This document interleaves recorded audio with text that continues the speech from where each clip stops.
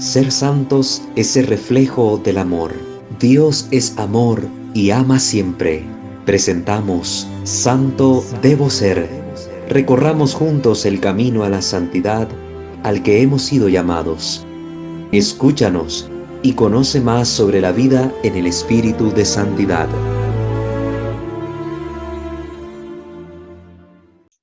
Vamos pues a ponernos en la presencia de nuestro buen Dios para comenzar con la transmisión de esta catequesis. Ave María Purísima, sin el ave concepta, in nomine Patris et Filii et Spiritus Sancti. Amén. Señor Dios omnipotente, Padre rico en misericordia, a quien adoramos, alabamos, glorificamos y damos gracias. En este día, Señor, queremos bendecir tu nombre santo por permitirnos reunirnos una vez más para continuar nuestro proceso catequético de formación. Te pedimos, Señor, que la asistencia de tu Santo Espíritu, sin la cual no podemos hacer nada bien, nos ilumine y nos guíe para poder adquirir estos conocimientos y aplicarlos a nuestra vida personal, para bien de la comunidad cristiana, de nuestra familia y nuestro propio bien. Te pedimos, Señor, que los ruegos de tu Santísima Madre, la siempre Virgen María, nuestra Reina y Señora, los ruegos de su esposo San José, los de todos los santos y ángeles, nos alcancen de ti las gracias que necesitamos para orar en conformidad con tu voluntad y darte gloria siempre, a ti que reinas por los siglos de los siglos. Amén. Pater noster qui es in celis, sanctificetur nomen tuum, adveniat regnum tuum, fiat voluntas tua sicut in cielo et in terra. Panem nostrum quotidianum da nobis hodie, et dimitte nobis debita nostra, sicut et nos dimittimus debitoribus nostris, et ne nos inducas in tentationem, sed libera nos a malo. Amén. Ave María, gracia plena Dominus tecum, benedicta tui mulieribus, et benedictus fructus ventris tui, Iesus. Santa Maria Mater Dei, ora pro nobis peccatoribus, nunc et in hora mortis nostre. Amén. Gloria Patri et Filio et Spiritui Sancto, sicut erat in principio et nunc et semper et in saecula saeculorum. Amén. Ave María Purísima, sin el ave concepta, in nomine Patris et Filii et Spiritus Sancti. Amén. Muy bien, queridos hermanos, las sesiones pasadas estuvimos hablando acerca de la jerarquía demoníaca. Habíamos explicado los distintos nombres de los demonios que conocemos, de dónde procedían, ¿verdad? Los nombres que conocemos en la tradición eclesiástica y en la tradición según las Sagradas Escrituras y que han sido fijados en los textos de la Biblia. Hemos explicado esos contenidos, centrándonos en la sesión pasada, sobre todo en la figura de Satanás, a la luz del libro del padre Gabriele Amor, Va de Retro, Satanás. Hemos hablado un poco sobre quién es realmente Satanás, su propósito dañino, y respondíamos a algunas preguntas a la luz del escrito del padre Fortea, la Summa Demoníaca, donde hablábamos que por qué al demonio se le llama el acusador o el príncipe de este mundo, y dimos unas explicaciones al respecto. Ahora vamos a empezar esta parte hablando sobre algunas interrogantes respecto a los demonios, a curiosidades que es importante responder para así evitar confusiones en este ámbito y despejar dudas que he escuchado frecuentemente en algunas personas respecto a esta temática. Me preguntan, mire, es que el demonio sabe el futuro, el demonio puede leerme la mente, el demonio me puede producir una enfermedad. Entonces, todo ese género de preguntas generales vamos a tratar de irlas respondiendo poquito a poco, a la luz siempre de los escritos del padre Fortea, que toca bastante o ampliamente esas interrogantes y creo que nos ayudarán a satisfacer pues esas preguntas que tenemos. Vamos a comenzar hablando en continuación con la temática pasada, donde hemos mencionado varios demonios. Pues, ¿cuál es el demonio meridiano? Quiero empezar por ahí, ¿verdad? Con esta pregunta que aparece en la Summa Demoníaca. ¿Cuál es el demonio meridiano? Hemos oído de tantos demonios por ahí, pero hay gente que pregunta sobre este, ¿verdad? El demonio de mediodía. Y mucha gente lo pregunta a la luz a veces de cosas tan curiosas como los programas televisivos. Había un programa donde salía en forma de comedia la famosa Chabela confesándose con el padrecito y decía que la atacaba el demonio de mediodía, y mucha gente me pregunta sobre esto, ¿quién es ese demonio del mediodía? Pues vamos a responder con las palabras del padre José Antonio Fortea. La asedia es la continuada e intensa desgana por las cosas espirituales que sufren los ascetas en determinado momento de la evolución de su vida interior. Los ascetas son aquellas personas que se retiraban a los monasterios, a los eremitorios, al desierto, y que pretendían alcanzar la perfección moral y espiritual mediante la oración, la penitencia, los sacrificios. Pero estas personas que renunciaban totalmente al mundo y se consagraban a una vida entregada a Dios, pues iban viviendo distintos procesos o etapas en su caminar. Y había momentos en que le atacaba la asedia, precisamente esta desgana, ¿verdad? Por orar, ya no querían orar, o se les bajaban las llantas, como decimos, ¿verdad? Por la práctica de la penitencia. Al demonio que tienta a estas personas, a los ascetas, con la asedia, se le ha llamado por la tradición demonio meridiano, el demonio de mediodía. Este tipo de experiencia, de esta tentación particular, la viven no solo los ascetas, los grandes ascetas en los monasterios o los eremitorios, también lo viven personas cristianas que tratan de ir perfeccionándose en su vida de fe y que se dedican a la oración, que se dedican al servicio al Señor, experimentan en algún momento esta desgana por rezar el rosario, por seguir asistiendo a la misa de forma asidua. Entonces hay que tener esto presente. Suele presentarse también en la vida de los cristianos que están insertados en el mundo esta situación. A la asedia entonces se le ha llamado por la tradición demonio meridiano. El nombre de meridiano le viene de una mala traducción del versículo del Salmo 91, del versículo del Salmo 91, 6. Esta traducción la hizo San Jerónimo.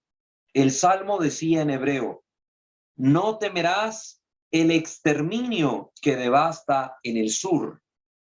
Pero San Jerónimo lo tradujo por no temerás al demonio meridiano.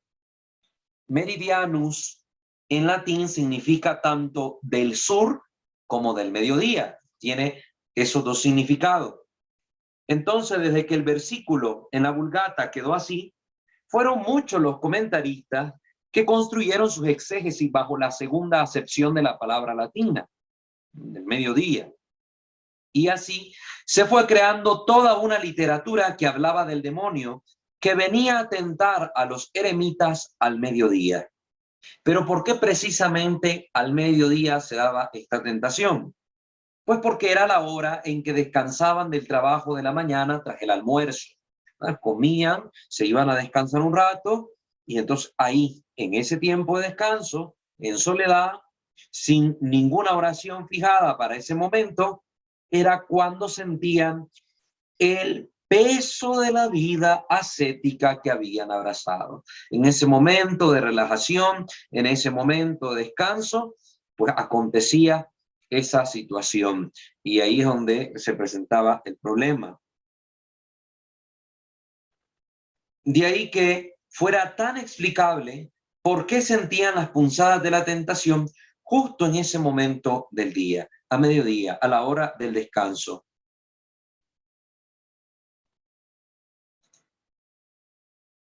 De ahí que el demonio meridiano en la literatura ascética representa no a un demonio en sí, como un ser concreto, sino a un tipo de tentaciones. Más que todo a eso se refiere cuando se habla del demonio de mediodía. Las tentaciones de esa desgana espiritual, de esa desgana por la oración, de esa desgana en el servicio del Señor. Entonces, a ese tipo de tentaciones se le llama así, demonio meridiano.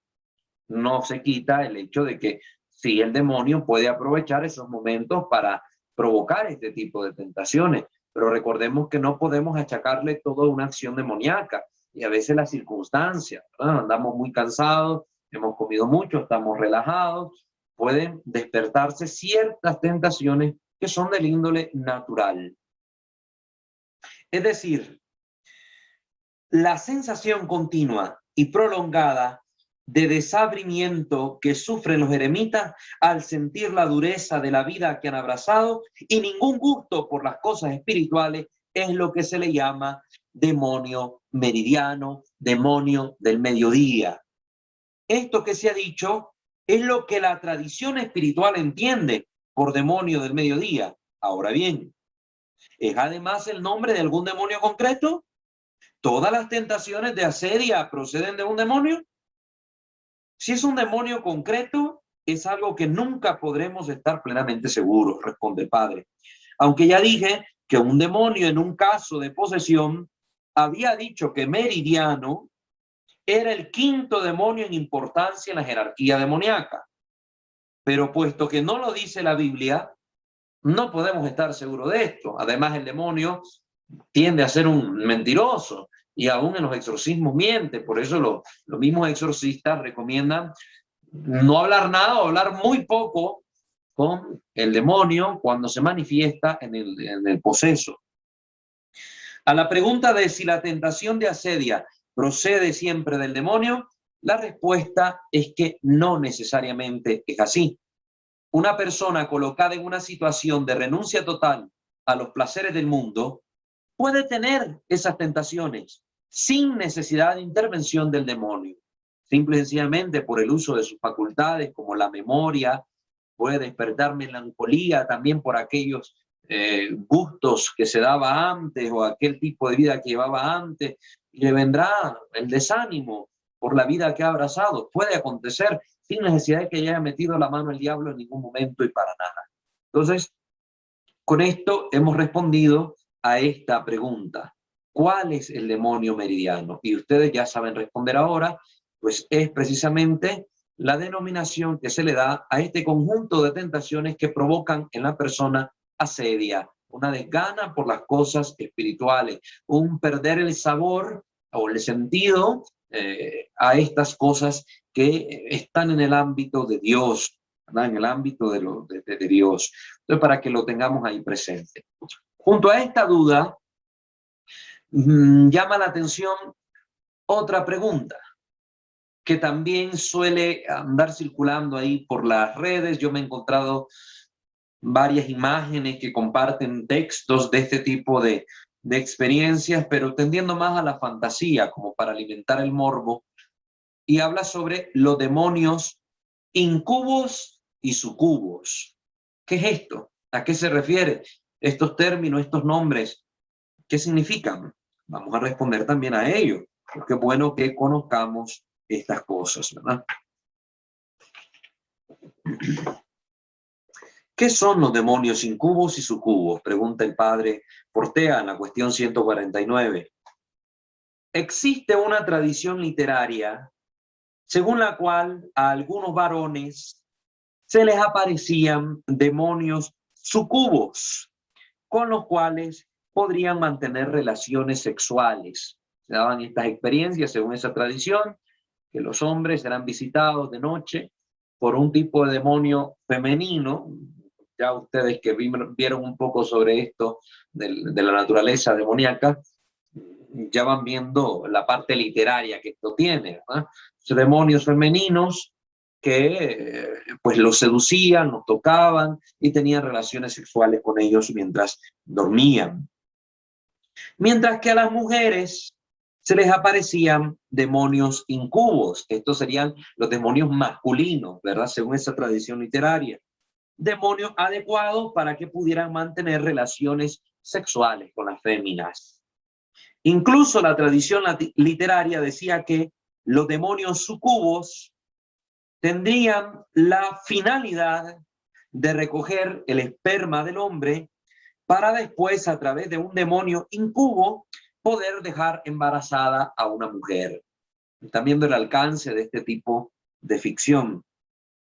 La idea de la existencia de embarazos demoníacos es una idea completamente literaria y ficticia, al igual que la existencia de este tipo de demonios sucubos, ¿no? De demonios femeninos.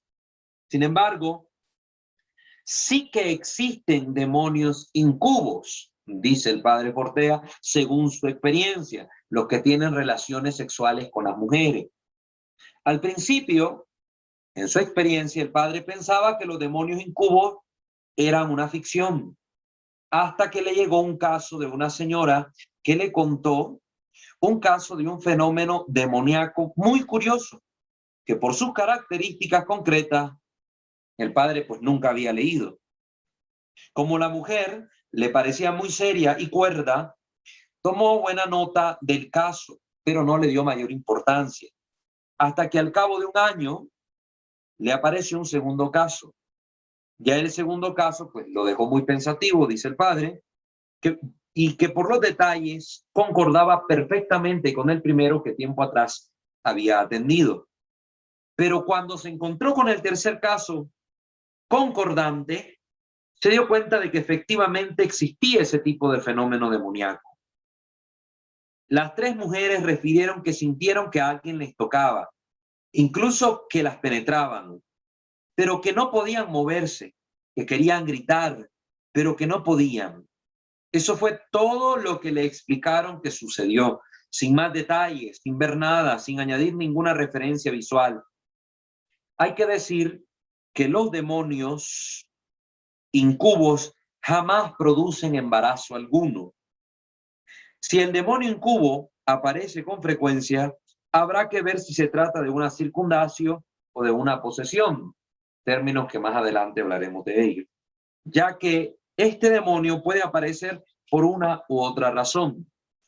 Lo que he leído yo también en otras partes al respecto, no es que propiamente existan estos demonios masculinos o demonios femeninos, porque sabemos que los demonios, al ser seres espirituales, espíritu puro, carecer de materia, no tienen sexo, no son seres sexuados. Los ángeles son asexuados, sin genitales ni nada de esto. Pero sí que los demonios pueden provocar estas sensaciones en el cuerpo de las personas. Sensación de que te tocan, sensación de que te hablan, sensación de que están frente a ti. Entonces, lo que han explicado otros exorcistas, más en concordancia con lo que ya se ha hablado de la naturaleza angélica, es precisamente esto, que hay demonios que pueden hacer percibir a las personas, especialmente a las mujeres, este tipo de sensaciones. ¿Con qué fin? Explican varios de ellos, sobre todo con el fin de causar algún tipo de perturbación, de temor, de angustia, una situación que desequilibra la vida de esa persona que se ve forzada a experimentar aquello. Entonces, por ahí puede ir el asunto, para que lo tengamos claro. Pero ya sabemos, respondiendo a esta duda, que los demonios incubos y sucubos serían demonios que pertenecerían a una tradición literaria, ¿verdad?, de índole espiritual, y que los demonios incubos en esa tradición serían demonios masculinos y los sucubos demonios femeninos. ¿Y cuál era la misión según esa tradición literaria? Tener relaciones sexuales con hombres y mujeres, y unos demonios transportando el semen del hombre al cuerpo de una mujer para producir embarazos demoníacos. Este fenómeno sabemos que en la realidad no existe, es pura ficción. Entonces, los demonios bajo esos nombres sería ficción como tal, ¿verdad? Aunque las experiencias reportadas sí existen, pero pertenecerían a lo que ya hemos explicado, ¿verdad?, sobre lo que quiere provocar el maligno. Siguiendo con estas preguntas, ahora queremos responder a la siguiente duda. ¿cuáles son los más malignos de todos los demonios? Ya vimos diversos tipos de nombres de demonios, ya hemos visto cómo está la jerarquía demoníaca compuesta, ya hemos hablado de serpientes, de escorpiones, ya hemos hablado ahora de estos géneros de demonios que pueden existir o de los que se ha oído alguna referencia. Y la pregunta natural que brota de todo esto es esa: ¿cuáles son los más malignos de todos los demonios? El padre Fortea responde diciendo lo siguiente: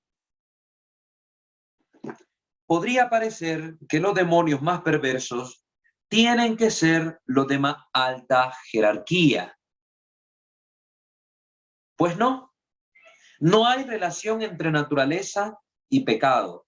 Recordemos que hemos explicado que la jerarquía angélica y por ende la demoníaca en este sentido corresponde a una jerarquía de naturaleza. ¿Sí? Tienen ellos en lo que explicamos de zoología demoníaca, pues manera de podérseles agrupar en de cierta forma que podamos entender un poco mejor cómo funciona. Y decíamos que por sus características, hablábamos de que unos serían serafines, otros querubines, otros se le llamarían arcángeles, otros ángeles, explicamos las razones de ellos. Pero cuando ya hablamos de la gracia, que un ángel de un estrato menor, por así decirlo, un ángel o un arcángel, podría haberse destacado más en cuanto a la gracia y haber crecido más en la virtud.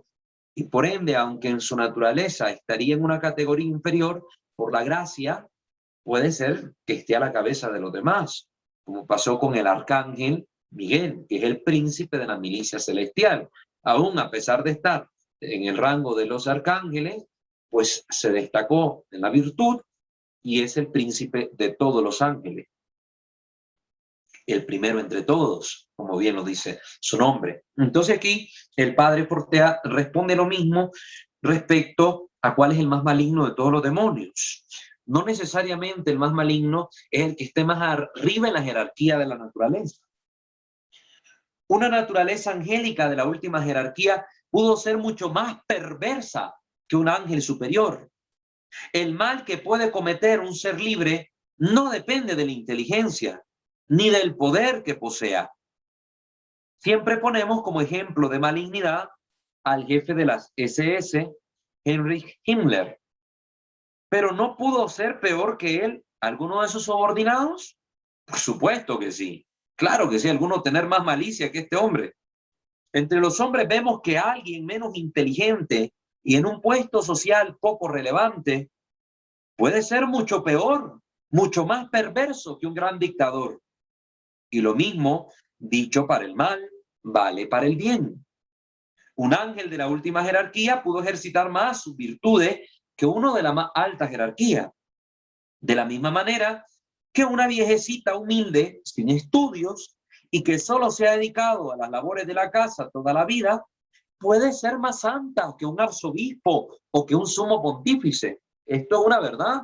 Mujeres muy sencillas. Yo he tenido la experiencia en el campo de encontrarme gente así que no ha pasado por una escuela nunca, o a lo sumo los 2, 3 primeros grados de primaria, pero son gente que con su dificultad para leer, ahí están con el texto de la Sagrada Escritura, o buscan algún nieto, algún hijo que les lea la Biblia.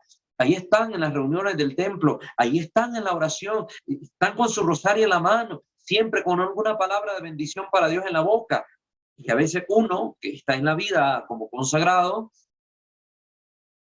no está tan inmerso en las cosas de Dios, parece contradictorio. Más en estos tiempos donde se ha caído en el activismo, donde el cura tiene que andar de arriba para abajo, corriendo como loco, haciendo mil cosas, está en todo menos en misa, como dice el dicho. Entonces, esa mujer del campo, sencilla, esa viejecita, sin tanto estudio, es más santa, lleva una vida más virtuosa que tal vez que el cura que anda en el corre-corre y a veces metido en cosas que ni que ver con la iglesia. Entonces, esto así pasa en el bien. Lo mismo acontece para el mal. Un subordinado puede ser peor que el jefe, que el que manda. Entonces, un ángel de menor categoría puede ser, un ángel caído, ¿verdad? Un demonio, puede ser peor que un ángel que por su naturaleza está en la más alta jerarquía. Una interesante pregunta que se desprende de todo esto es si la jerarquía que nos da la Biblia, de ángeles, arcángeles, principados, es una jerarquía de la gracia o de la naturaleza. Es decir, los serafines son los más santos o solo los más poderosos, y en los que más brilla el fulgor de la inteligencia angélica. Mi opinión es que es una jerarquía según la naturaleza, pues las descripciones visuales de los cuatro vivientes alrededor del Cordero, los ángeles de mayor jerarquía, dan más bien impresión de poder y conocimiento, al igual que los mismos nombres de las 9 jerarquías. El nombre de principado o de potestad, por poner 2 ejemplos, son nombres que más bien indican poder. Además, es mucho más sencillo hacer una jerarquía de la naturaleza que de la gracia. Entonces, ¿cuáles son los más malignos de todos los demonios? Pues los que más pecaron, los que más ofendieron a Dios. Los que conocemos, por lo que hemos ido desglosando en los temas, es que está el demonio que la Biblia nos menciona con el nombre de Satanás, el más maligno. En la tradición eclesiástica, después de él, Lucifer. Y así el orden que ya hemos mencionado. Pero los más malignos son los más perversos, los que más han pecado contra Dios. Entonces, pero no podemos decir que vamos a sacar la lista del top 20, el top 30, el top 50 de demonios más malignos para que nos cuidemos más. No, el cristiano siempre está en guardia contra cualquier tentación y contra cualquier ataque del maligno. Sea el demonio que sea el que venga a tentar o atacar, el cristiano debe estar en guardia. Porque si está con la gracia de Dios, aunque venga el príncipe de los demonios, el cristiano está bajo la sombra del Altísimo, está protegido bajo el abrigo del Omnipotente. Pero el que anda en pecado, el que anda en desgracia, el que no se convierte, el que lleva una vida desordenada, hasta el más débil de los demonios lo hará caer con facilidad. Muy bien. Sigamos respondiendo a estas curiosidades sobre los demonios. ¿En qué piensa un demonio? Nos dice el padre Fortea. ¿En qué piensa un demonio? Interesante pregunta, ¿verdad? Cualquiera diría, pues solo en hacer el mal. Todo ángel caído conserva la inteligencia de su naturaleza angélica y con ella sigue conociendo. Conoce e indaga con su mente el mundo material y el espiritual, el mundo real y el conceptual. Como ser espiritual, eminentemente intelectual, no hay duda de que está profundamente interesado por las cuestiones conceptuales. Él sabe muy bien que la filosofía es la más elevada de las ciencias. Incluso sabe que la teología está por encima de la filosofía en este sentido. Pero el demonio odia a Dios. En el conocer, el demonio encuentra placer, pero también sufrimiento. Sufre cada vez que ese conocimiento le lleva a considerar a Dios. Y el demonio percibe continuamente el orden y la gloria del Creador en todas las cosas. Hasta en las cosas aparentemente más neutras, él encuentra el reflejo y el recuerdo de los atributos divinos. Pero el demonio no está siempre en cada instante sufriendo. Muchas veces simplemente piensa. Solo sufre en ciertos momentos cuando se acuerda de Dios, cuando se vuelve a ser consciente de su miserable estado, de su separación de Dios, cuando le remuerde la conciencia. Unas veces sufre más, otras menos. Su sufrimiento no es uniforme. Aunque estas variaciones se dan según la intensidad que marca la deformidad moral propia de cada demonio. Sería bastante horrible pensar en los demonios como seres permanentemente en sufrimiento, cada instante, cada momento. La separación de Dios produce sufrimiento por toda la eternidad, pero es el sufrimiento del alejamiento, no es el sufrimiento de una máquina de tormento en acción constante. El demonio ni está tentando siempre, ni está retorcido de dolores espirituales siempre.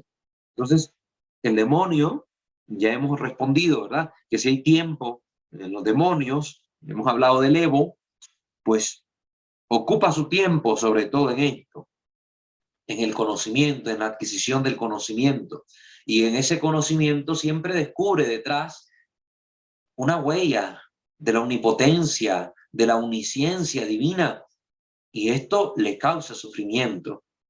Y a medida que se va dando más cuenta de esto, su sufrimiento es mayor. Pero hay momentos en que solo está actuando según sus potencias naturales, está pensando. Y en ese estar pensando en sí no es el sufrimiento como tal, sino cuando llega a las conclusiones de ese pensamiento y descubre detrás la huella divina.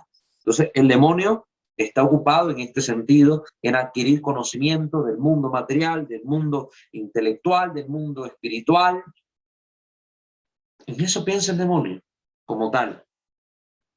Ahora bien, otra pregunta a la par de esta, si hemos hablado del tiempo de los ángeles, si hemos hablado de los pensamientos de los ángeles, incluso de los caídos, puede ser una pregunta que también nos viene a la mente, es ¿cuál es el lenguaje de los ángeles?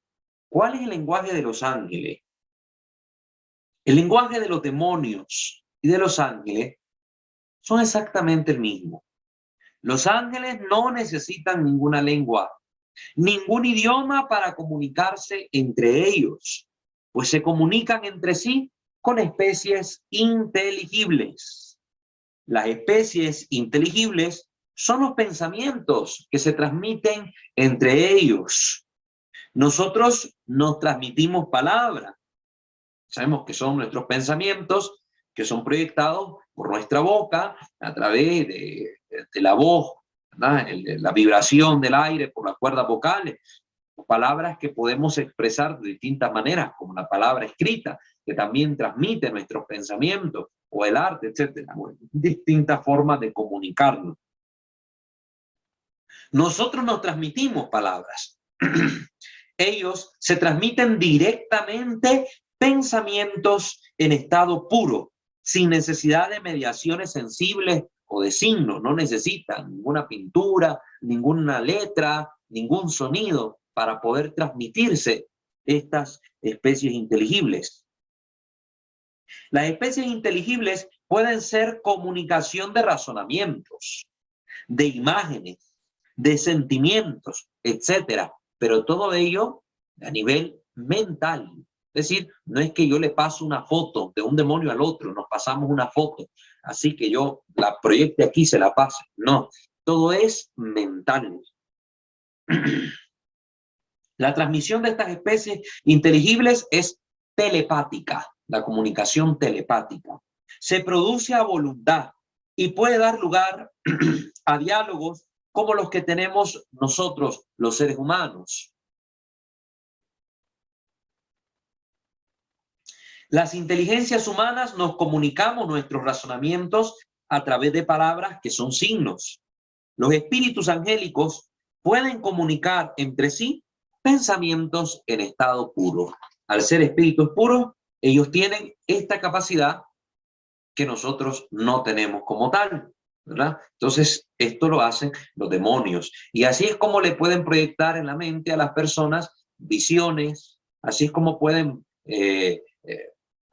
hacerles captar ciertos sonidos que tal vez no están aquí en el ambiente, pero ellos pueden comunicar sonidos, ellos pueden comunicar imágenes, pueden comunicar oraciones, pueden comunicar un montón de cosas que para nosotros no sería capaz de hacerse si no fuera de manera mediada. Necesitamos un video, necesitamos un reproductor de música, necesitamos un signo, un dibujo escrito, un signo escrito para transmitir lo que nuestro lenguaje quiere decir, etcétera. Ellos no tienen necesidad de esto al ser espíritu puro. Otra pregunta que también ronda por la mente, ¿dónde están los demonios? Si estamos hablando de que son espíritus puros, ¿dónde están los demonios? Tanto las almas de los condenados como los demonios no pueden ubicarse en coordenadas de espacio. Tampoco se puede decir que están en otra dimensión. ¿Qué significa estar o no estar en una dimensión para un espíritu? Simplemente no están en ningún lugar. existen, pero no están aquí ni están ahí. Entonces, ¿se acuerdan que a esto habíamos respondido ya? Habíamos explicado que el demonio, pues, no es que esté en un lugar, sino que se dice que está allí cuando se manifiesta en un lugar. Pero ¿por qué traemos a colación esta pregunta? Para responder a esta otra. ¿Por qué la Sagrada Escritura dice que los demonios están en las regiones del aire? Si ya habíamos dicho esto, que el demonio está ahí donde se manifiesta, ¿por qué la Escritura asegura esto? Vamos a ver qué dice el Padre Fortea al respecto.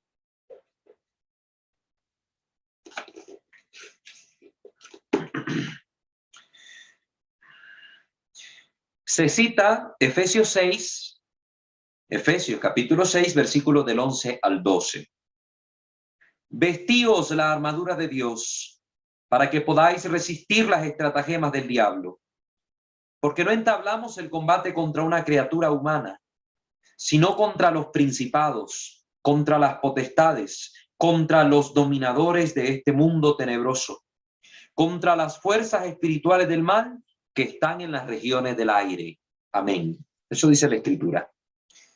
La Sagrada Escritura, al hablar entonces de los demonios, siempre los sitúa en uno de dos lugares, o en el infierno, del cual ya hemos hablado ampliamente, es decir, en lo que está debajo, pues eso es lo que significa el término, o si no, lo sitúa en el aire. Al decir que están en el aire, lo único que se quiere expresar es que pueden estar en todas partes, que no se desplazan como nosotros sobre la tierra, sino que se mueven con plena libertad. San Pablo vuelve a mencionar esto al llamar al diablo el jefe de la autoridad del aire, Efesios 2:2. Aunque este versículo cabe traducirlo también como el dominador del poder del aire. Como la Sagrada Escritura dice que algunos están en el infierno, ¿está queriendo decir que no están tentando entre los hombres? Probablemente signifique eso.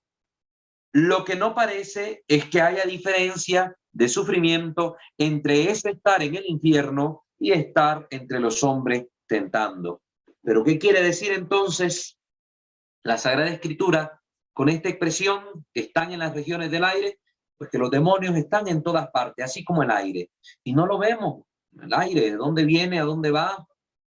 No lo vemos. El ataque del enemigo puede venir de cualquier parte, pero siempre está ahí, como el viento. Siempre está ahí, como el aire que necesitamos para respirar. El ataque está ahí, latente. Entonces nosotros debemos estar siempre alerta. Por eso Jesús dijo, vigilate et orate, vigilad y orad para no caer en tentación.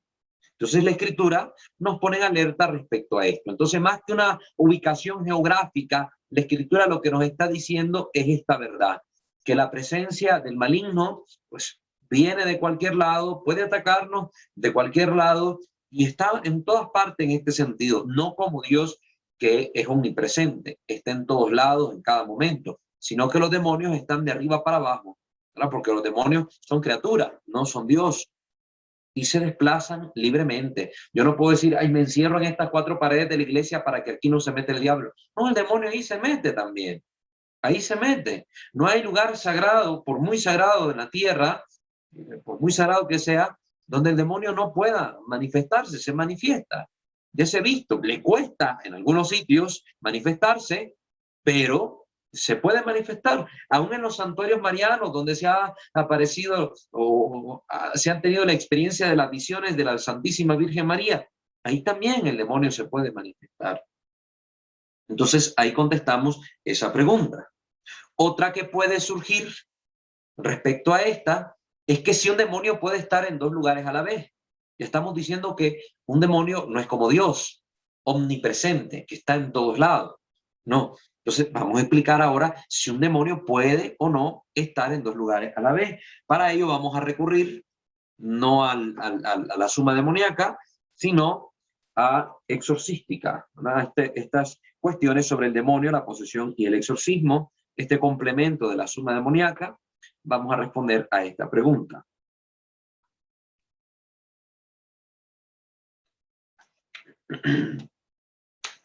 ¿Puede estar un demonio en dos lugares a la vez? Un demonio no está en todas partes. Solo Dios es ubicuo, en todos lados.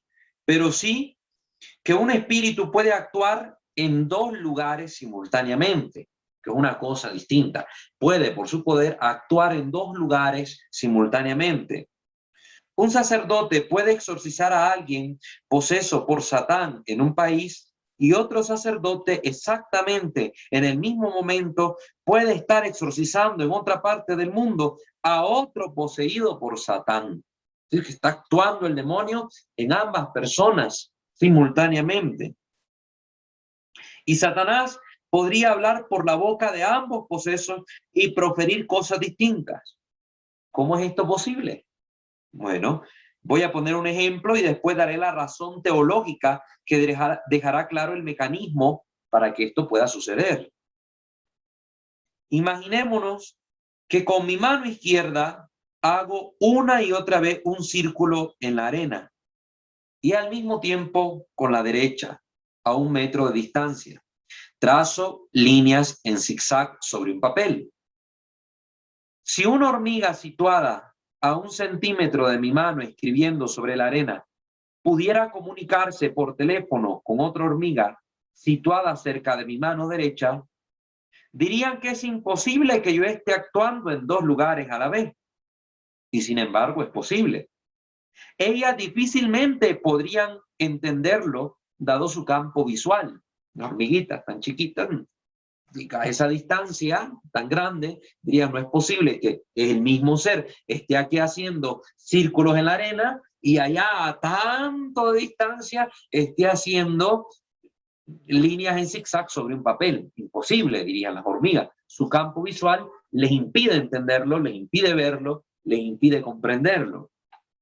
Del mismo modo, cuanto mayor es el poder de una naturaleza angélica caída, mayor posibilidad hay de actuar en dos o más lugares exactamente en el mismo instante.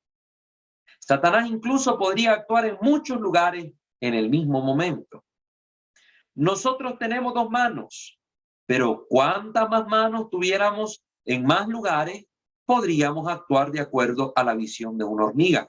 Si yo fuera una persona con 4 manos, ¿verdad?, y estuviera haciendo 4 cosas distintas, sería siempre yo mismo el que las esté haciendo. Pero las hormigas que estuvieran viendo las 4 actuaciones distintas que mis 4 manos están haciendo, no podrían comprenderlo y no podrían decir que realmente es un mismo individuo el que está ocasionando las 4 cosas al mismo tiempo.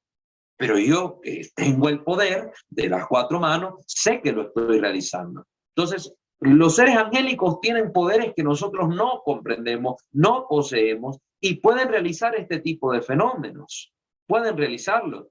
Recuerdo de un sacerdote que me comentaba que una vez fue él a atender un caso y que estaba exorcizando a una persona y que el demonio estaba en esa persona a la que estaba exorcizando y que estaba hablando ahí, pero que al mismo tiempo este mismo demonio estaba actuando en otra persona, en otro familiar de la joven a la que exorcizaba, y ahí el familiar estaba en otra habitación, pero este mismo demonio que estaba actuando también a través del otro familiar y estaba realizando ciertas cosas. Entonces se enfrentó a este caso el sacerdote.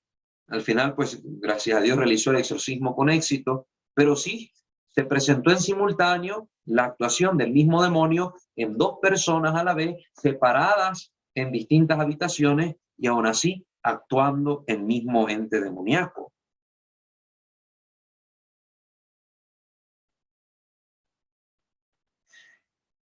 El poder de Satanás le permite poseer a muchos posesos simultáneamente. Y el formidable poder de su naturaleza le permitiría hablar a distintos exorcistas en distintos lugares. Pero este poder no es limitado. El demonio puede actuar simultáneamente, pero este poder no es ilimitado. El demonio puede actuar simultáneamente, solo de acuerdo a las posibilidades de su naturaleza, pero no está en todas partes ni conoce todo. El demonio no es omnipresente ni omnisciente. No lo sabe todo y no está en todas partes, y mucho menos es omnipotente. No lo puede todo porque su naturaleza tiene limitaciones al ser una criatura, al ser una criatura. Entonces, sí. Bueno, ahí respondimos otra duda sobre esta situación de los demonios. Ahora, yo creo que con estas 3 preguntitas por el tiempo vamos a ir cerrando. Otra de las que mencionamos al inicio, en la introducción de este tema.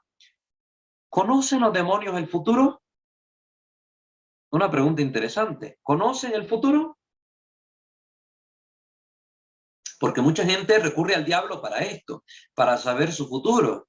Va a cartomantes, lectores de cartas, para saber qué le tienen preparadas las cartas. Consulta a los astrólogos, consulta a los horóscopos para ver qué le deparan las estrellas y cosas por el estilo. Y detrás de todo esto, mucha creencia en que los demonios o el demonio puede saber el futuro. Igual consultan a brujos, chamanes, que les lean las manos, quiromantes, bolas de cristal para que les digan su futuro a la luz de la intervención demoníaca.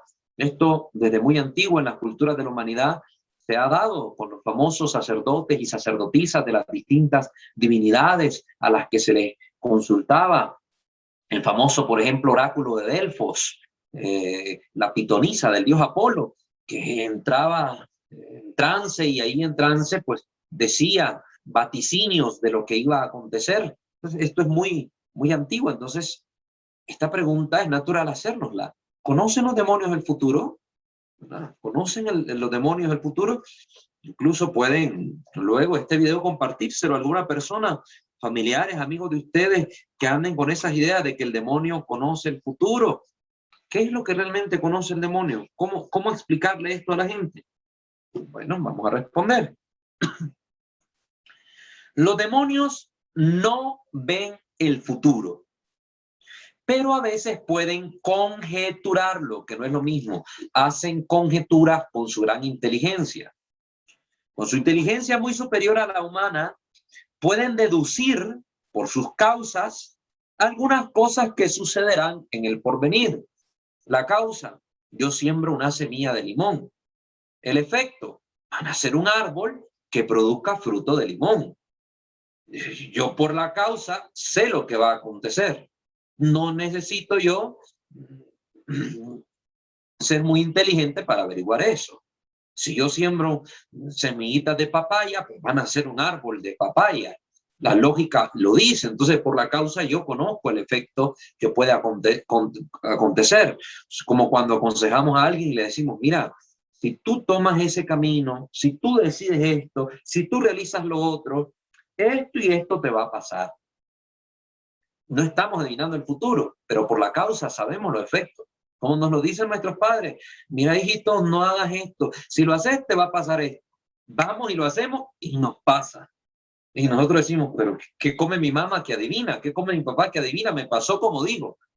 Entonces, son conjeturas que se realizan con la inteligencia que Dios nos dio. Entonces, los demonios, que son sumamente más inteligentes que nosotros, le bastan, como dice el dicho, al entendido con señas. Pocas señas para, desde esa causa, poder decir los efectos que van a acontecer.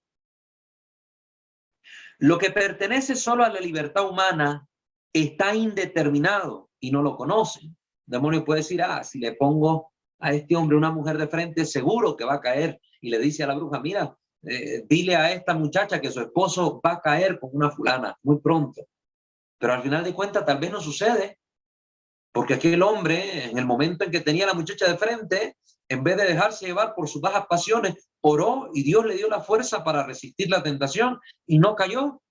Entonces, aquel vaticinio de la bruja, que fue pura conjetura del demonio, no habrá acertado, no adivinó el futuro, porque la libertad humana hace que todas estas situaciones estén indeterminadas, no están fijadas.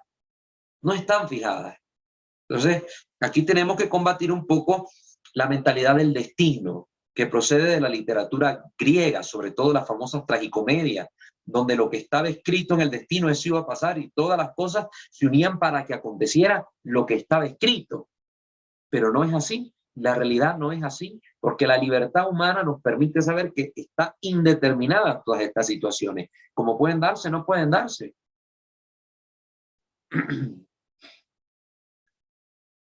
El demonio, los demonios, no saben lo que yo decidiré libremente. Y aquí vamos poco a poco respondiendo a las otras preguntas, que si leen nuestros pensamientos, etcétera.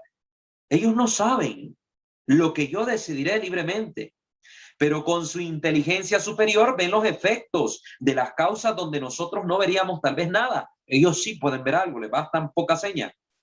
Desde luego, hay ocasiones donde ellos saben con toda seguridad lo que va a suceder, aunque ni el más inteligente de los humanos podría sospecharlo, por más que analizara los factores que hay en el presente. Pero en otras ocasiones, ni una naturaleza angélica de la mayor jerarquía podría deducir lo que va a acontecer.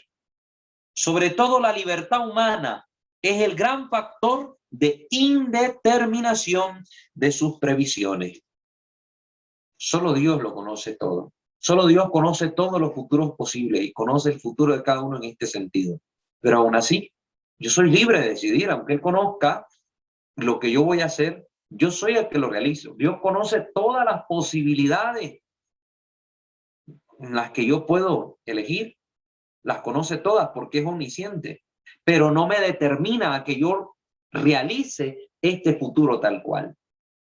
Dios quiere que yo me salve.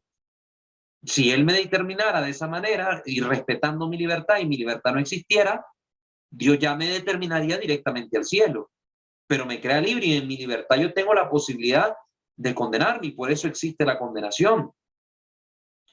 Si la libertad no existiera como tal y ya estuviéramos determinados o predestinados directamente al cielo, ya nací predestinado, como dicen los protestantes, entonces Dios sería el Dios más cruel existente, porque si no existe la libertad, los que están condenados sería porque Dios los creó para estar condenados por la eternidad y los determinó a que se condenaran.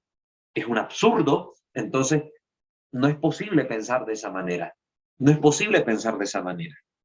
Muy bien, junto a esta pregunta relacionada vendría la siguiente. Adivina el futuro. Entonces adivinan el futuro los magos por intervención del demonio. Yo creo que con lo que he dicho acá, ya en este sentido tenemos bastante claridad. Indudablemente la respuesta es no. Y lo digo así tajantemente por dos razones, dice el padre Portea. La primera razón, los demonios no lo saben todo, solo saben lo que ellos pueden deducir, pero ellos no ven el futuro. La segunda razón, los demonios buscan nuestro mal y aunque conozcan algún hecho futuro, no nos van a ayudar revelándonos.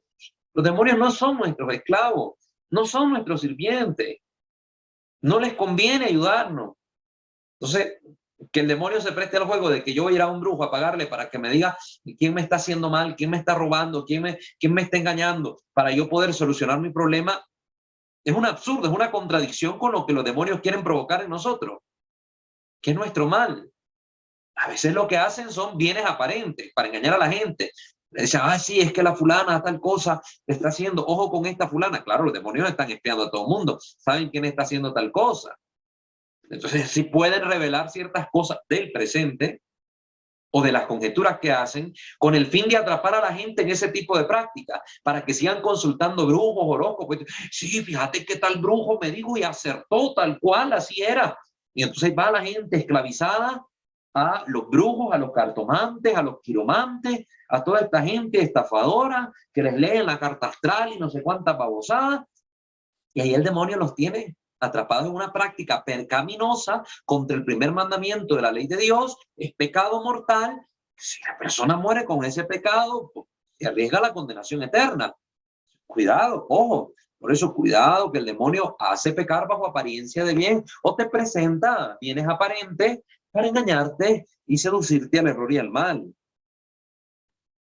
Aún así, alguna vez como excepción, los demonios pueden revelar alguna cosa concreta, supuestamente futura, para que la persona se vuelva adicta a la consulta de este tipo de personas. Nunca, ningún cristiano, bajo ningún concepto, debe consultar a este tipo de personas. Nunca.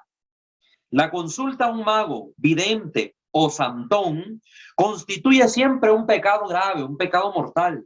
Y aunque este tipo de personas suelen decir que poseen poderes de evidencia, nunca jamás el sacerdote debe dirigir a este tipo de personas a posesos para ver si hay o no posesión. Es un error que más de alguno ha practicado. Van ahí de uno de estos supuestos videntes y le llevan al supuesto poseso para averiguar si realmente tiene al diablo o no tiene al diablo. Cuidado, cuidado que eso está mal. Lo que el sacerdote no vea con su ciencia, no debe tratar de suplirlo con la falsa ciencia de estos videntes. No lo puede hacer un sacerdote, menos un exorcista, porque eso sería también un grave error, una mala praxis y exponer a la persona a un mal aún mayor. A un mal aún mayor. Quiero, referente a este tema, mandarlos también. Aquí tengo en mis manos el Catecismo de la Iglesia Católica. Siempre es bueno tener también el Catecismo a la mano. Vayan ustedes al primer mandamiento, ahí en el Catecismo, y ahí en el primer mandamiento, ya les voy a dar el numeral. Ahí el Catecismo toca la cuestión de la brujería. Yo creo que ya en algún momento lo vimos, lo mencioné.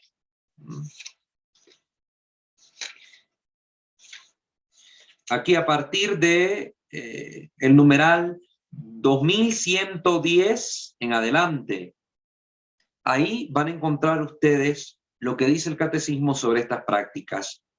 La superstición, la idolatría, la adivinación y la magia, en el numeral 2115, la irreligión, el ateísmo, el agnosticismo, todas estas cosas. Aquí las toca el Catecismo. A veces los católicos cometemos muchos errores en nuestra vida a causa de desconocer nuestra fe.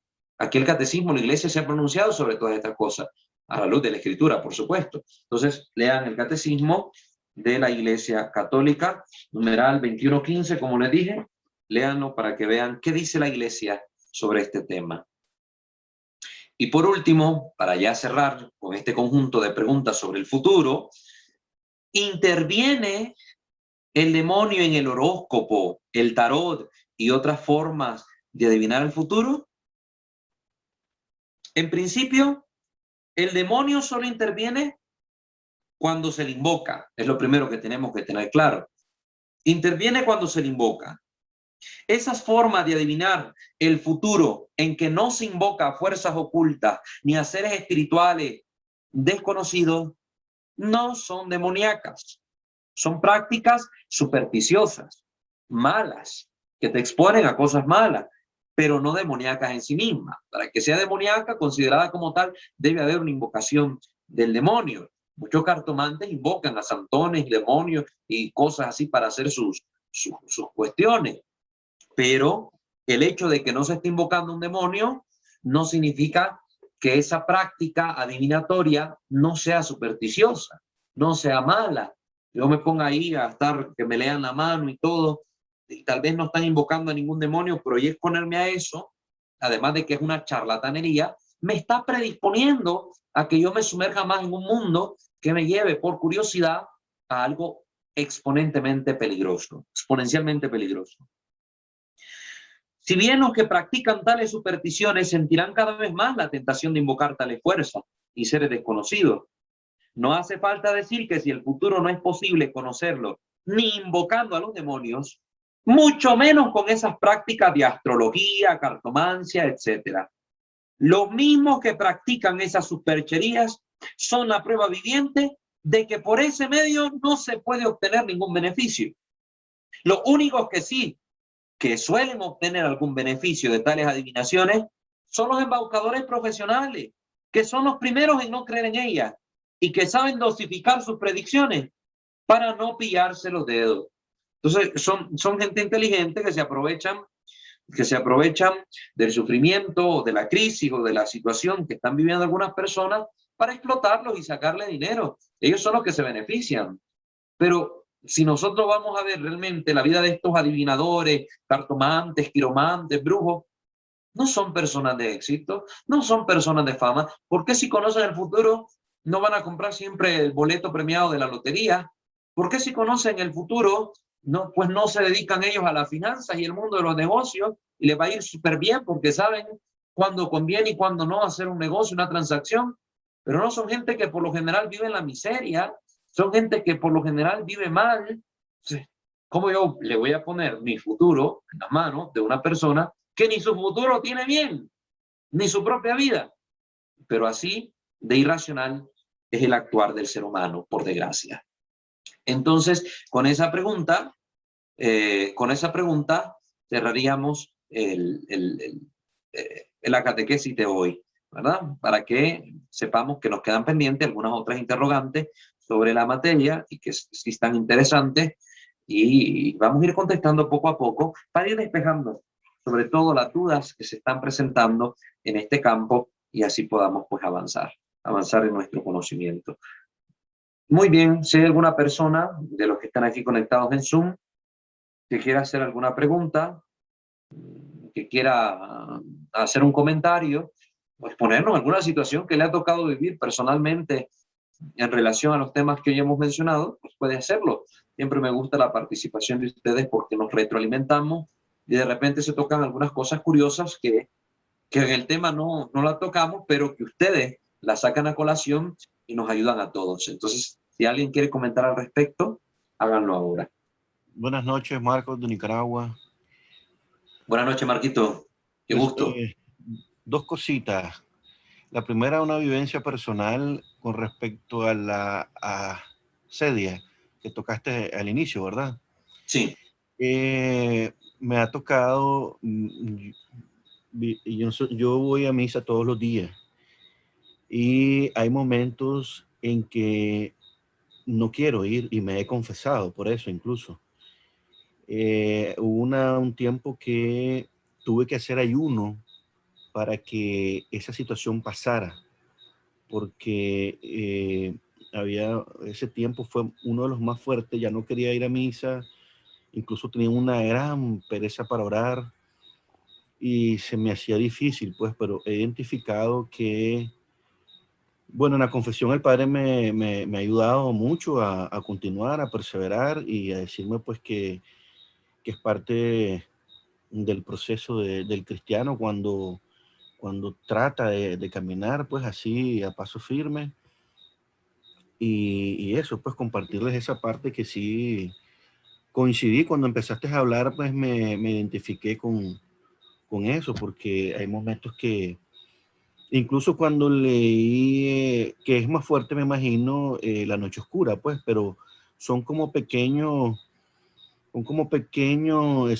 no sé, slides o algo así de esa noche oscura, porque no querés ni ir a misa sabiendo conscientemente que la Eucaristía es la fuente que alimenta tu alma, tu espíritu, pero tu cuerpo está desganado, tu espíritu entra como una recesión. Entonces es un momento que hasta tuve que hacer ayuno porque no podía contra eso, ni siquiera rezando. Y el ayuno cambió definitivamente ese sentimiento que tenía, pues me sentí identificado al inicio y la verdad que no lo había hablado más que con mi confesor, pues, y que es el que me ayuda siempre. Sí, son situaciones como dice la Escritura, ¿no? Que sin ayuno y oración no puede alejarse ese tipo de demonios o ese tipo de tentaciones, en este caso, como hemos hablado del demonio meridiano.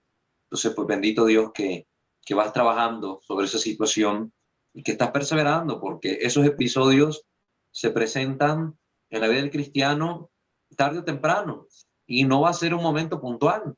Se van a estar presentando de vez en cuando porque el demonio busca alejarnos también de las cosas de Dios, busca, no le conviene que nos acerquemos. Entonces también, de una u otra manera, él trata de desanimarnos.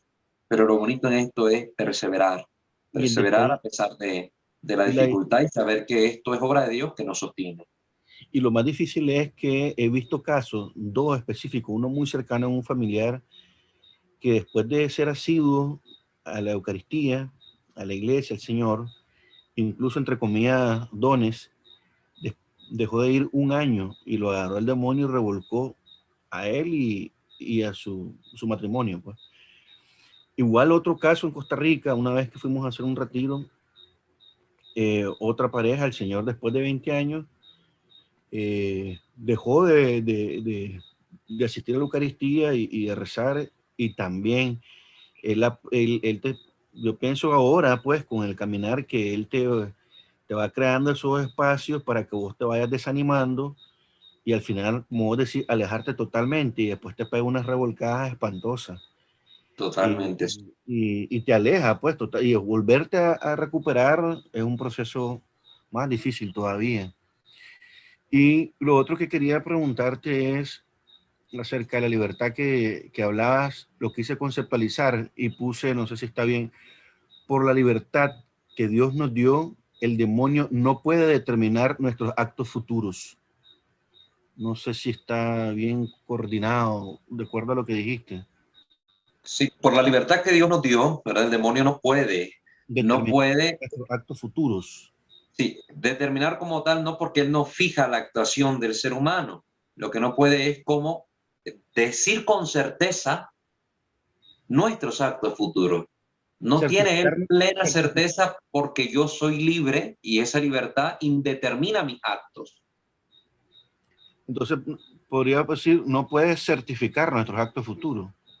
Sí, decir con certeza nuestros actos futuros. El futuro, él no puede decir con certeza el futuro, mi futuro ni el de nadie, porque él solo conjetura con su grandísima inteligencia, mucho mayor que la nuestra, y por eso sus conjeturas son mucho más acertadas que el mejor equipo de analistas que pudiera contratar cualquier ser humano sobre la faz de la Tierra.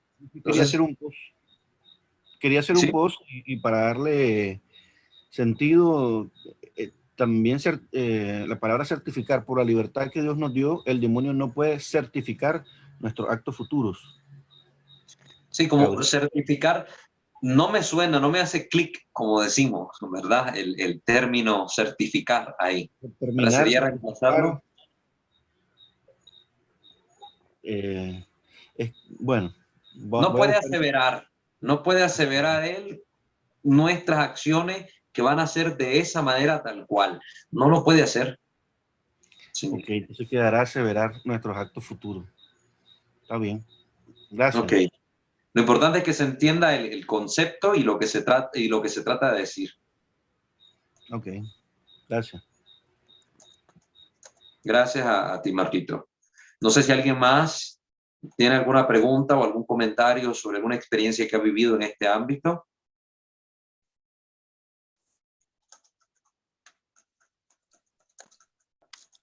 En YouTube preguntan, María de los Ángeles Flores, buenas noches, Padre Walter. Quisiera preguntar que una vez el chico que hacía el papel de Jesús en el Vía Crucis se puso mal y se revolcaba. Y un ministro de la iglesia dijo que necesitaba un exorcismo.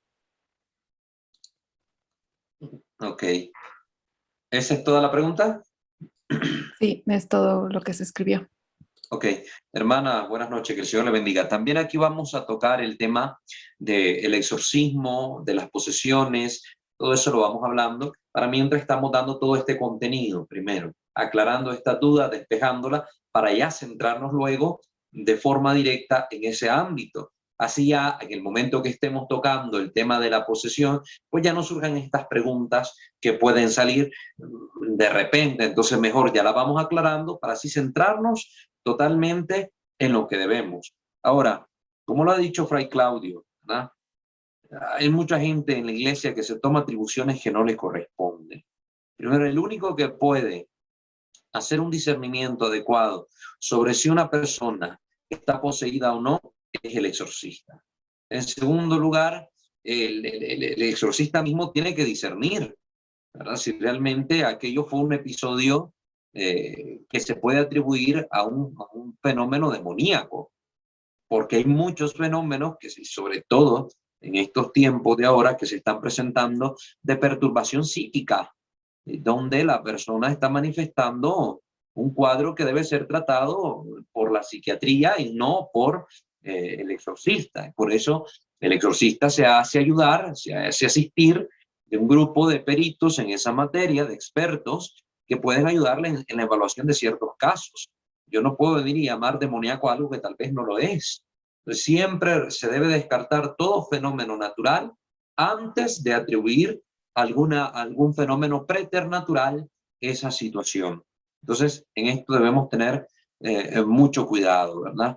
También hay muchas personas ahí, lo ha aclarado Fray Claudio innumerables veces, que andan haciendo cosas indebidas. Se presenta ese cuadro, ya se lo llevan aparte al muchacho y empiezan a orar por él y a hacer oraciones de liberación y oraciones de mandato, ahí, ¿verdad? Expulsando al demonio, sacándolo, vete fuera, y todo con estas oraciones imprecativas. Cuidado, cuidado. Muchas personas se dejan llevar por el emocionalismo, se dejan llevar por aspiraciones raras que tienen ahí dentro, ¿verdad? Que miran esto de enfrentarse al demonio como que fuera la batalla de Star Wars o yo no sé qué cosa, y se creen héroes en esta situación.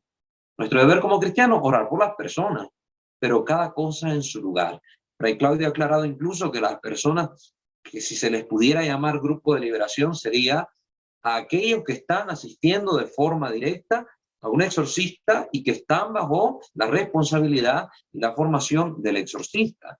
Mucha gente anda haciendo oraciones de liberación o se atribuyen estos nombres sin ni siquiera tener la preparación adecuada, y por eso es que vienen las heteropraxis dentro del caminar cristiano. Muchas de estas prácticas, como ya hemos dicho en el tema del pentecostalismo católico, pues de origen pentecostal, prácticas que son ajenas a nuestra fe católica y que trataremos más de lleno pues en los capítulos donde hablemos sobre las doctrinas pentecostales infiltradas en el catolicismo, para que esté pendiente de esos temas que vamos a ir desarrollando también. Entonces, cuidado con eso, ¿verdad? No todo fenómeno que miremos ahí raro podemos atribuirlo a una acción del demonio. Muchas veces son sugestiones que se dan, por ejemplo, en eventos multitudinarios, donde participa mucha gente que va allí ya con la emoción de ir a ver algo, de que va a haber oración de sanación, de liberación y no sé qué. Van y de repente una persona desequilibrada de la mente, ha pasado, empieza a tener ciertas reacciones y ya otros se sugestionan, y entonces si el padre va y ora por mí, yo tengo un demonio también, y empiezan a sudar, a ponerse frío, a temblar, a otros a gritar, a otros a llorar, y todo aquello, en vez de dar gloria a Dios y de ser de utilidad para el cristiano, se convierte en un circo que no da gloria a Dios, sino que más bien da motivo para ver la fe como una payasada. Con esto, ojo, que nuestro testimonio puede ser ocasión de escándalo para muchas personas. Bueno, es lo que le puedo decir, hermana.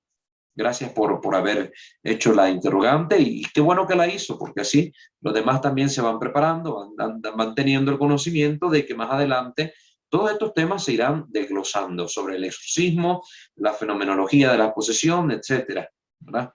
Para que lo tengamos ahí en cuenta. No sé si alguien más va a preguntar algo.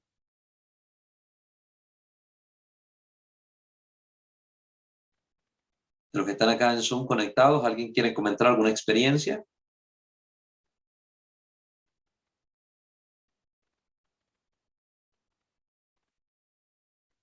Porque en este ámbito del futuro y de los horóscopos, muchos católicos, yo lo sé de buena fe y de primera persona, que lo he visto, están atrapados por estas prácticas. Muchos buenos católicos que le rezan a la Santísima Virgen, ahí andan leyendo horóscopos en el teléfono, viendo esos programas. Recuerdo en mi juventud, en televisión pasaban a Walter Mercado, y ahí con sus vueltas, sus cosas, y leyendo que el Aries, que el Tauro, que el Géminis, mucha gente ahí pegada en la televisión como tonta, viendo qué le deparaba su futuro. Y mucha gente sí cae inocentemente, así dice, no, eso no es un juego, déjame que me lean las cartas. se van, aquí en México he tenido la oportunidad de ver por muchos lugares, especialmente ahí cerca de la Catedral Metropolitana, que hay circundando ese lugar sagrado, muchas personas ofreciendo estos servicios de limpias, lecturas, de cartas, de manos y cosas así. Y la gente va como curiosidad, como que fuera un juego, sin saber que se están exponiendo un grave peligro espiritual. Aléjense, católico, de toda esta práctica de superstición. Renuncia al horóscopo. Renuncie, usted no tiene ningún signo zodiacal. Usted es cristiano, su único signo es la cruz. La cruz es la señal de los cristianos, nos decía el catecismo de San Pío X. La primera señal que te ponen cuando te van a bautizar, la cruz de Cristo en tu frente. Tu señal como cristiano es la cruz. Ese es tu signo, la cruz de Cristo. Tú no eres ni Escorpio, ni Libra, ni nada de esa babosada. No sea tonto, no ande creyendo en esas cosas. Es una ridiculez. Pero el demonio atrapa a los tontos con cosas tontas, así se los puedo decir. Entonces renuncien a todo ese tipo de creencias, prácticas esotéricas, satánicas, espiritistas, etcétera. Renuncien, por favor, a ese tipo de actividades con sinceridad, con sinceridad. Sí. Muy bien. Bueno, no sé si alguien más quiera comentar algo. Yo ya metí ahí mi cucharita, ¿verdad?, sobre el tema, pero bueno. Muy bien. ¿Ya no tenemos más comentarios, Naivi, en YouTube? No, no hay más comentarios. Ok. Perfecto. Bueno, entonces, con eso dejamos el tema hasta ahí. Damos por concluida la sesión de hoy, recordándoles suscribirse a este canal si no lo han hecho. Santo Debo Ser. También a nuestros otros dos canales, Misterio de Fe en el ámbito litúrgico, Creo Señor Yo Creo en materia apologética, y visitar y seguir nuestra página en Facebook, @WalterFajardo20. Que el Señor pues me lo bendiga a todos. Vamos a hacer nuestra oración final. Ave María Purísima, sin el ave concepta, in nomine Patris et Filii et Spiritus Sancti. Amén. Señor Dios nuestro, te bendecimos, te alabamos, te adoramos. Te damos infinitamente gracias por habernos permitido vivir esta sesión. Que todos estos contenidos sean de utilidad, Señor, para la comunidad de los creyentes. Que sea como una luz en nuestro caminar de fe. Guiados por ti, por tu Espíritu. Y que asistidos por los ruegos de nuestra dulce Madre, de los santos y de los ángeles, obtengamos de ti las gracias necesarias para una vida cristiana congruente y sobre todo para alcanzar la salvación eterna y en todo darte gloria a ti, que eres y reinas por los siglos de los siglos. Amén. Sub tuum presidium confuimus, Santa Dei Genetrix, nostra deprecationes ne despicias in necessitatibus, sed a periculis contis liberanos semper, o Virgo gloriosa et benedicta. Amén. Sante Micael Arcangele, defendenos in prelio, contra quis insides diaboli est presidium, impere dili Deus supplicete precamur. Tuque princeps milice celestis, Satana aliosque spiritus malignos, quia perditionem animalum pervagantur in mundo, divina virtute in infernum detrude. Amén. Ángel de mi guarda, dulce compañía, no me desampares ni de noche ni de día, no me dejes solo porque sin ti me perdería. En la hora de mi muerte llévame feliz a los brazos de Jesús, José y María. Amén. Ave María Purísima, sin el ave concepta, in nomine Patris et Filii et Spiritus Sancti. Amén. Que el Señor los bendiga a todos, me los guarde, y Dios primero, nos vemos en la próxima sesión. Bendiciones.